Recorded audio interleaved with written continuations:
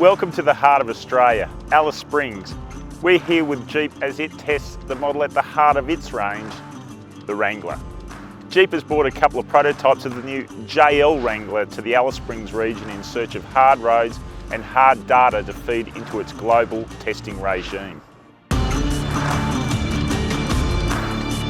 This is an important moment because Jeep Australia has been lobbying headquarters in the USA to test down under for the last 3 years. Jeep has tested in places as far-flung as China and Brazil, and even New Zealand, but never before in Australia.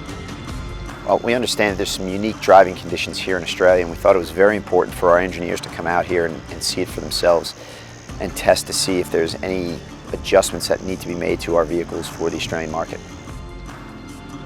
The JL Wrangler was revealed in production form at the Los Angeles Auto Show last year.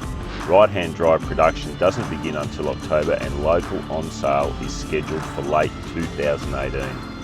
The two vehicles that came to Australia in January were both off-road oriented Rubicons, a long wheelbase 4-door and a short wheelbase 2-door. They were what Jeep calls VPA development vehicles built off prototype production tooling. So they look like the real thing, especially outside. Inside you can see interior grains and fittings aren't yet up to production quality. Coming with the two Jeeps were two engineers, Bernie Trautmann and John Adams. We're looking for any unique characteristics in off-roading, explore some of the different terrain, and take a look at these long corrugated roads that you have. The two Jeeps were certainly put to work in harsh conditions, not only having to cope with the desert around Alice Springs, but also daytime temperatures that soared beyond 45 degrees. It's really tough on a chassis when you're going through those corrugations and you're doing it at high temperatures.